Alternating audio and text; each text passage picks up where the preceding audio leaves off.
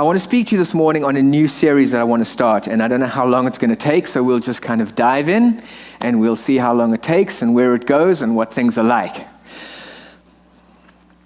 Every time you hear something from the Word of God, it should change your life. It should change your life, because it is life.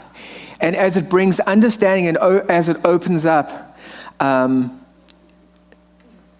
fresh perspectives on our lives, it creates opportunity and invites us to step into a new way of living. But we make a decision about what we want to do with that. So this is, I'm telling you from the horse's mouth, this is a good series, I promise. You're really going to like it. And I can tell you now, it'll change your life from today if you'll take this principle. It's just one, but it's a really foundational one. And if you take it and you do something with it, I can promise you it'll change your life. I want to start a series that I've titled Creativity, Meaning, and the Birth of Passion. Why don't you open your Bibles to Matthew chapter 4. Creativity, meaning, and the birth of passion. Matthew chapter 4 and verse 18, and I'm going to read this out of the Message. It says, walking along the beach of Lake Galilee, Jesus saw two brothers, Simon, later called Peter, and Andrew. They were fishing, throwing their nets into the lake. It was their regular work. Jesus said to them, come with me, I'll make a new kind of fisherman out of you. I'll show you how to catch men and women instead of perch and bass. They didn't ask questions, but simply dropped their nets and followed.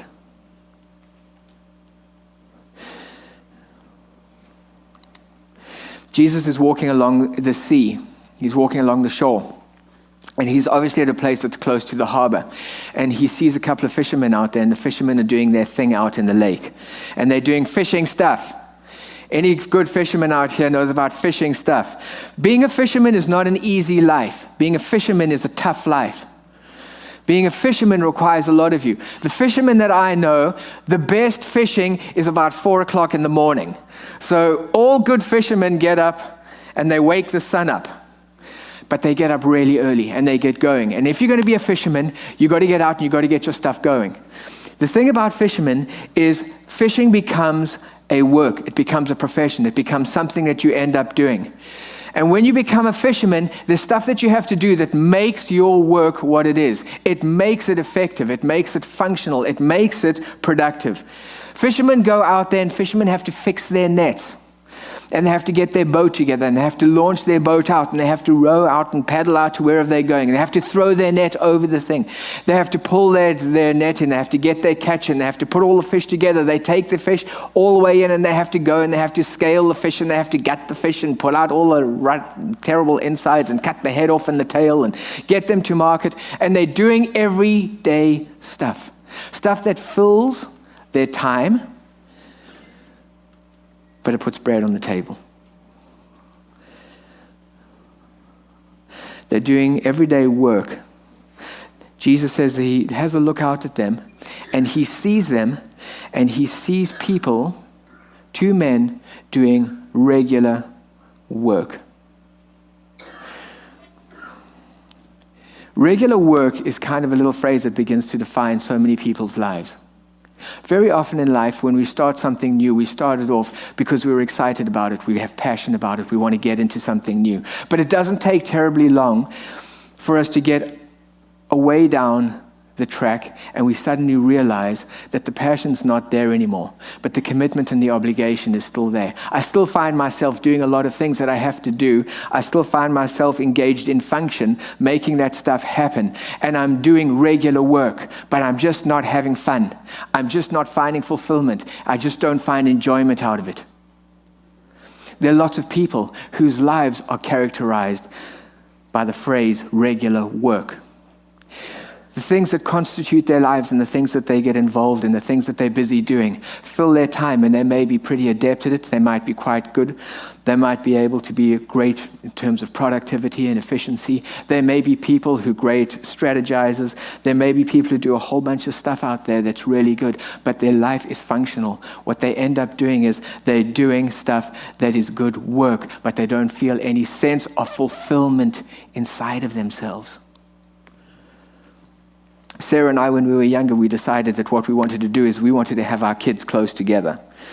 And so when Vivian was born, and she was our youngest of 3 kids, when she was born, Colton, who is the oldest, was only 3 years old.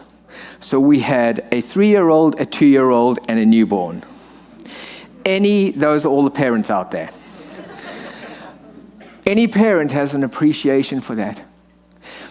But we wanted to do it because we wanted our kids to grow up together so that they could be bonded, so that they could have relationship, and so they could enjoy one another. The thing about it is, raising kids and parenting is not easy. Raising kids and doing what you need to do to raise kids is not easy. And it's very simple for us to fall into a functional disposition to handling parenting. Because stuff has to happen and stuff has to get done. Things have to move.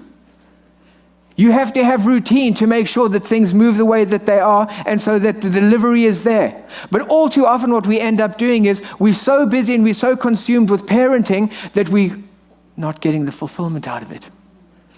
And we have to watch that all the time.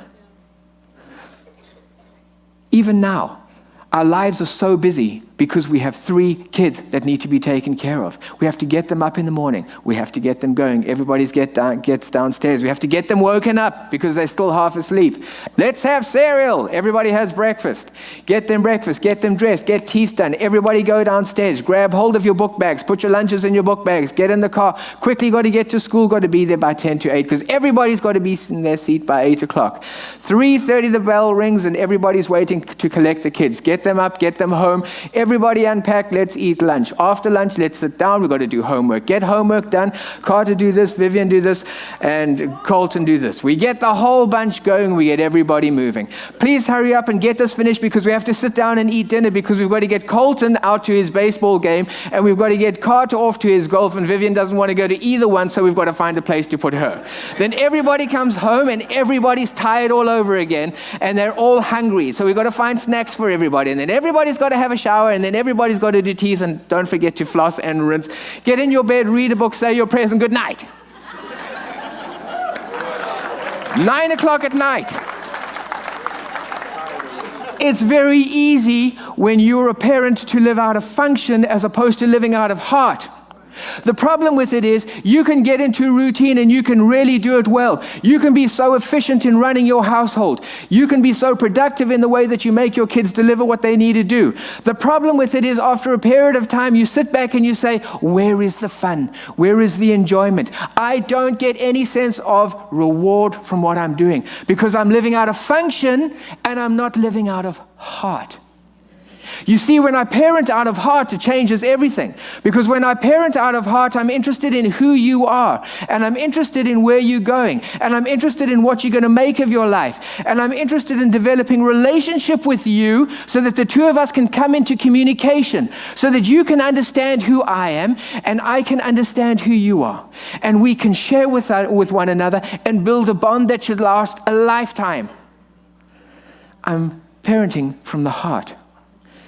I'm parenting from the heart when I sit with you and I talk to you about, tell me about your day. Tell me about what you're dreaming about. Tell me about the things that you've imagined that your life is going to be. Tell me about the football game that's coming up this weekend. What are you thinking about with that? You get connected to them. You sit down with them when they're heartbroken and they're disappointed because something didn't work out the way that they thought it was supposed to work out. What are you doing? You're parenting from the heart. When you parent from the heart, what ends up happening is you have the functional side that works, but you have the reward that comes with it. Too many people live out of function and not the heart. And when we live out of function, we live lives that are empty. And we get to the end of the day and I don't really understand what this is all about. And I don't really understand why I don't have the sense of fulfillment that I should have. Do you remember the day when you first met your husband or your wife and you thought they were the best thing ever and they could talk the biggest load of rubbish, but you hung on every word that they said. You thought it was so intriguing and so engaging. And the two of you went out and you sat on the phone for 4 hours and you spoke rubbish. Now you sit across the table and you can't fill 3 minutes with conversation. You used to talk to one another. You used to dream together. You used to talk about creating a life and what that life could be. And what would that life look like? And what would be part of that life? And what are we going to do together? And how are we going to experience it together? You got to a place where she felt comfortable enough with you, where she was prepared to reveal parts of who she was to you and let you into her heart. And you got to a place where, as uncomfortable it is as it is for men, and even though they never admit it, you told her things that you wouldn't tell anybody else. Because you live from the heart. And then you got married. And when you got married, your boss gave you a nice promotion. So now you find that you have to get on 66 2 hours earlier, and you have to make your way to work, and you have to make sure that you deliver at the office, and you have to make sure that the productivity is there, and you have to make sure that you manage everybody in the best way possible. And you have to develop some great strategies for moving the company forward and developing growth. And you have to get home and make sure that the kids are taken care of and make sure that the grass is mowed. Don't forget to trim the edges. Make sure that the utility bill is paid. And what am I doing? I'm living out of function. And I'm not living out of heart anymore. And when we spend our lives living out of function and not living out of heart, we're living at a place where we compromise our reward for living. And we get to a place where we don't understand why we're so hollow and we feel so empty. And so many people who are unhappy living in their lives misplace the blame and the responsibility for the emptiness, the hollowness, and the unhappiness that they feel in their lives. It's all about my marriage. My partner just doesn't understand me. And my partner just doesn't feed my needs. And your problem is that you're living functionally and you're not living from the heart. If you lived from the heart, it would change your life. You can change your marriage, you can change your career, you can change your location, you can change your geography, you can change your home, you can change anything you want. But if you don't live from the heart, you will never live. You will live with unhappiness. You see, the amazing thing about life is that life will always place a demand on your functionality, but it very seldom requires anything from your heart. It'll place a demand on your functionality. Go to work, and they will tell you about how they value your productivity, how they value the fact that you're able to take and have a look and streamline the system and build in efficiencies. Have a look at the marriage, how we're able to be so productive in that environment, how we're able to bring money into it, and so it looks really good. Everything looks great from the outside. People applaud your marriage, and it looks so wonderful, but you're living functionally, and there's no heart in it. And the only people who know that it's hollow are the two people on the inside.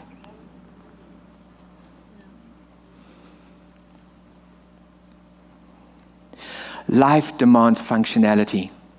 Life demands that we step up to the plate and we be people who live in a functional context.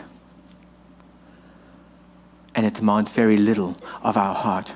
The problem is, as long as we live our lives out of function and we don't live our lives out of heart, we find that we are functionally adept, but we're empty.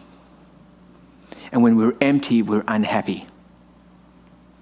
There is a thing called unhappiness. And people who are extremely unhappy become disappointed and become depressed because I don't see any hope.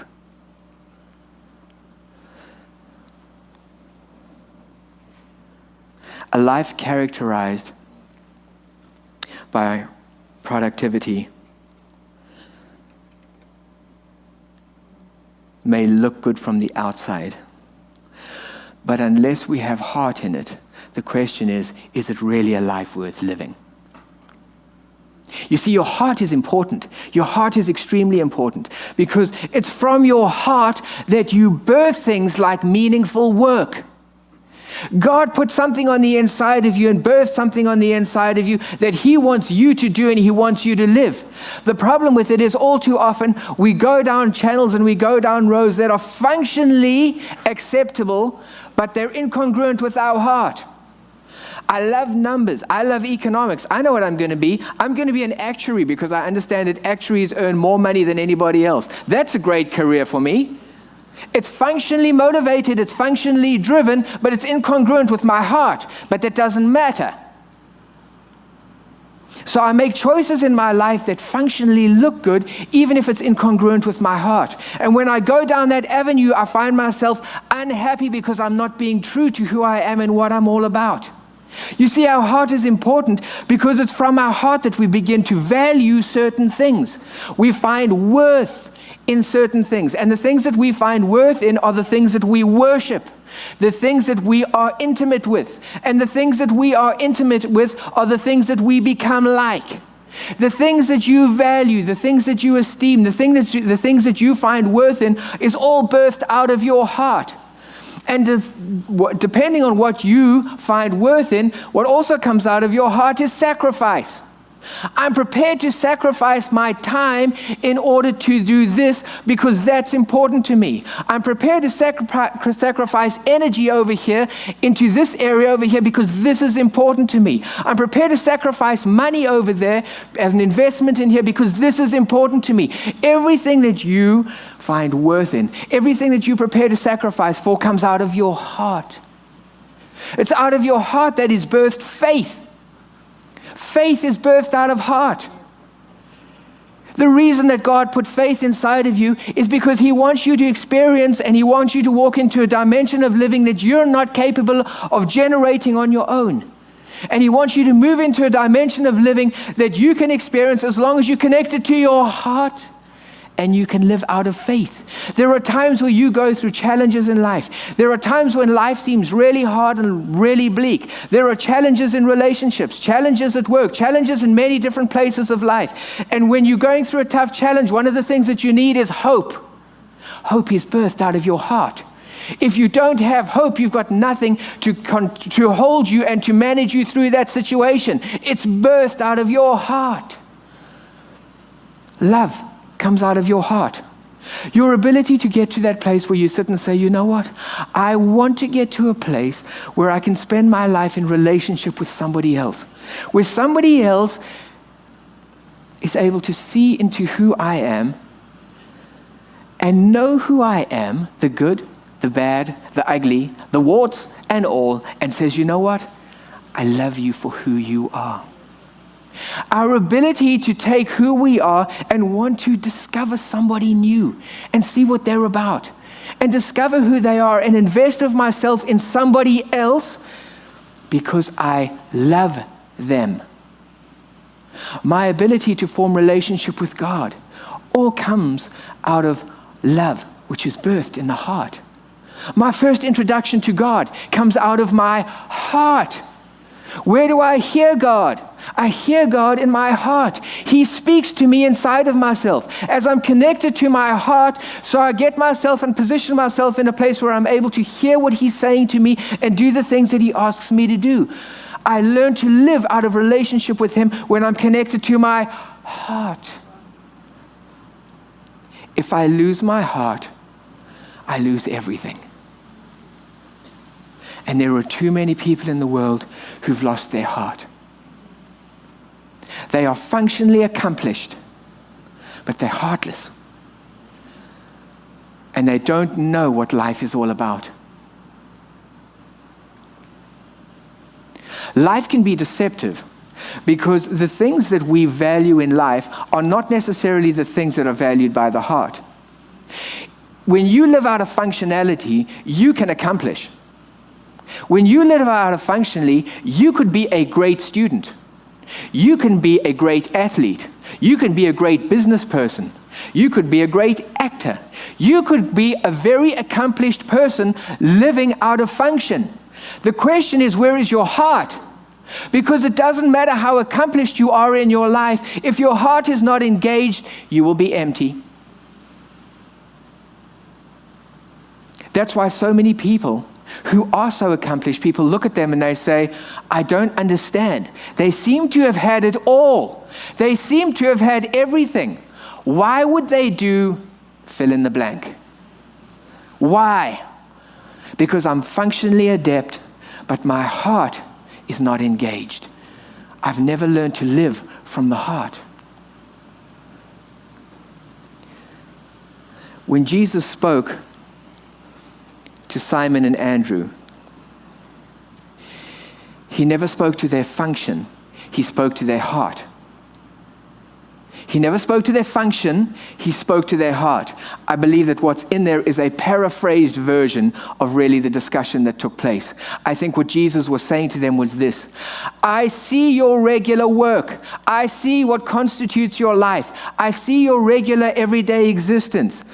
The invitation that I extend to you is to live a more elevated way of living. The invitation that I extend to you is to step into a new dimension of life in relationship with me.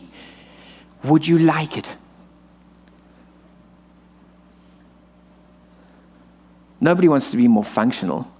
Nobody dropped their nets and left their boat for more functionality. They dropped their nets and they left their boat because all of a sudden, although what Jesus said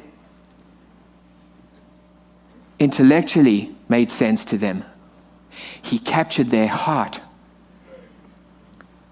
He spoke to their heart and he said to them, I want you to know something. You are men of destiny. And there is something inside of you. And if you follow me, I will help you discover what that is. And I will take you to a level of experience that you have never known before.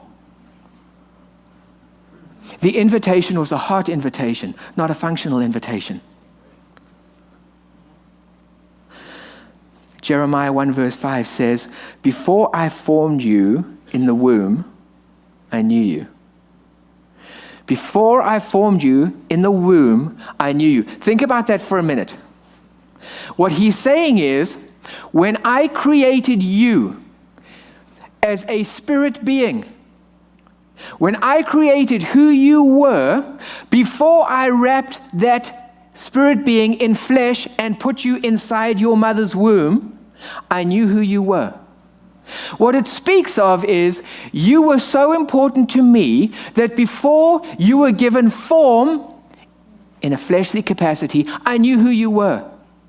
And it talks about the fact that God, if he knew who you were, means that you're different to everybody else. You were unique. God created you to be unique. God created you to be a person who had abilities, who had talents, who had things that were different to everybody else. The question is that many people ask is, do I have a unique calling on my life? Do I have something which is uniquely me? Do I have a life that I'm supposed to live that nobody else is supposed to live? And the answer to that is yes. I believe so. I believe when God created you, he put everything inside of you. He put every ingredient inside of you to fulfill what it is that he called you to do.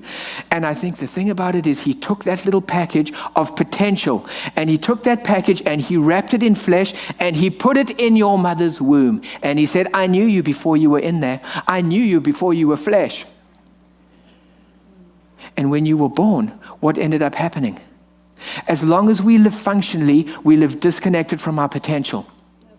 As long as we live functionally, we could do really well, and we could be accomplished, and we can be successful, and we can be efficient, and people can look at us, and people can marvel at us. But the thing about it is, what's happening inside your heart, what he's saying to you is, if you want to realize who it is that I created you to be, you're going to have to discover it in relationship with me. If you want to discover the unique adventure called your life, the only way to discover it is in relationship with me. Everything about God is about heart. Everything. Everything about God touches your heart and the fundamentals of who you are on the inside. And out of that relationship and out of that place is birthed things in the natural. Maybe, just maybe, God put everything inside of you that you needed to deliver against your end of the deal. And what he said is, you know what? Here's my end. And when the two of them come together, something extraordinary could take place. It's like a nightlight. The nightlight has everything. It's got the bulb, and it's got a nice little covering that takes the light and refracts it so that it goes in every direction. It's got a nice little contained, neat fitting so it goes in, doesn't take a lot of space. It's all up and ready to go. It's full of potential. But it's only when you put it in the socket that suddenly everything happens. You see, when we come into relationship with God, our relationship with God revolves around the heart. And I believe that what God does is he takes us into places where, first of all, he begins to reveal to us and show us the things on the inside of us that he's planted there. It's called revelation, not only about him, but about who you are in him. He's showing you the potential of who you are.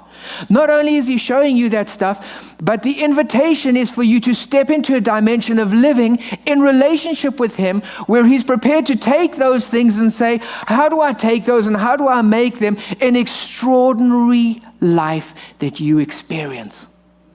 He's given us a tool called faith. Everything that God does is out of the heart. Illumination, empowering, relationship. Everything that he does is from that central place called our heart, because that's where he lives. The challenge that we have as human beings is that we live in a realm of sight. So we're always aware of what it is that we're seeing.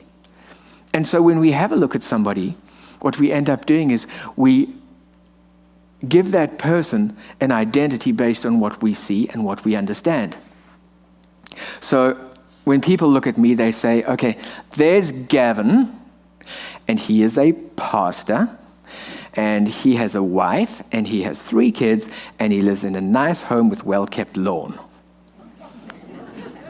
Anybody who knows me and my preoccupation with lawn, not grass, will understand that. And the hedges. Don't drive into my hedges, you're never coming back. You'll park at the bottom of the driveway and it's a long walk up. But they give me an identity based on what they see and what they know of me. I carry a label. This is the definition that I have. This is him. This is who he is. And when I listen to what other people tell me about who I am, I start to form an identity in myself based on what they're telling me. So if I'm a pastor, then I start thinking, well, fine, if I'm a pastor, what I need to do is I need to be a pastor who is good at producing good pastor stuff. So I start getting into relationships with people, and I start generating good teachings and sermons, and I start working really hard at doing this pastor stuff and that pastor stuff. And then I recognize the fact that actually I haven't got enough time to do anything, so I need to be more efficient with my time. So I start to build in some efficiencies where I don't spend nearly as much time with Kathy because she just talks way too long. And I don't spend any time with David because all he wants to do is talk IT stuff, and I haven't got time for that, and I don't understand what he's saying anyway.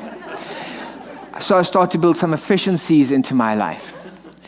And if I manage to do that to a fair degree, maybe I'll get some accomplishments as a result of that, and people will say, gee, he's a really nice pastor and he's a good person.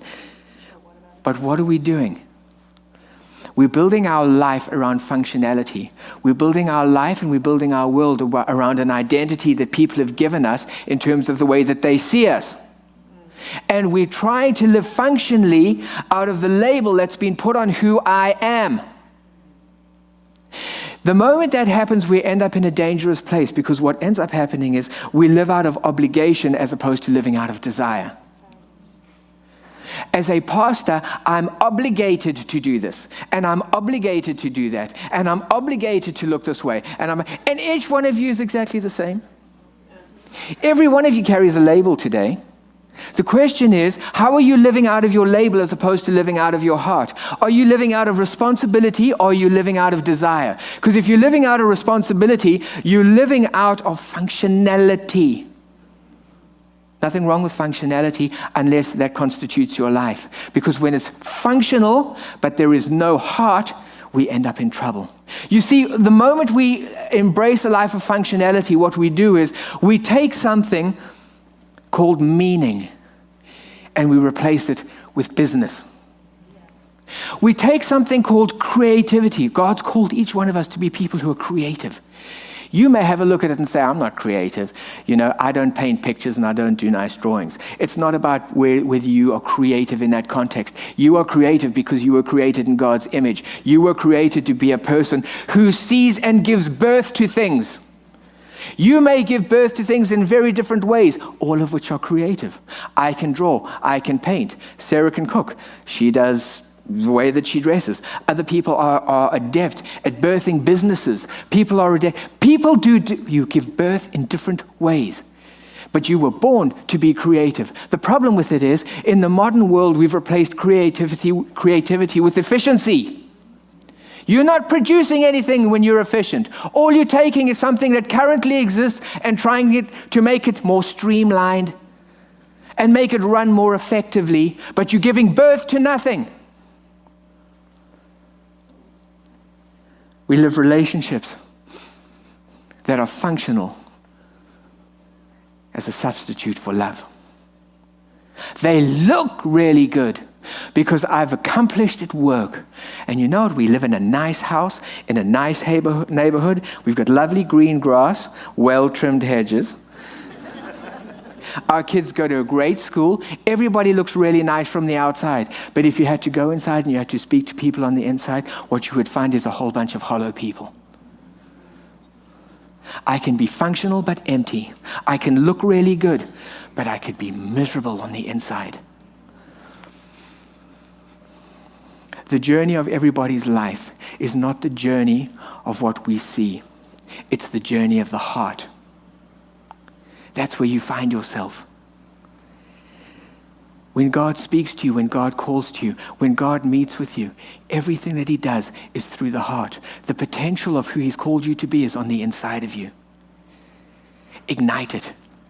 You ignite it in relationship with him. The call is to your heart. It's not to functionality. The call that the Father makes to every one of us today is to sit and say, if you're tired of a functional life, if you're tired of working hard, if you're tired of trying to do things in your own strength, if you're tired of trying to produce, but you want to experience life, come to me.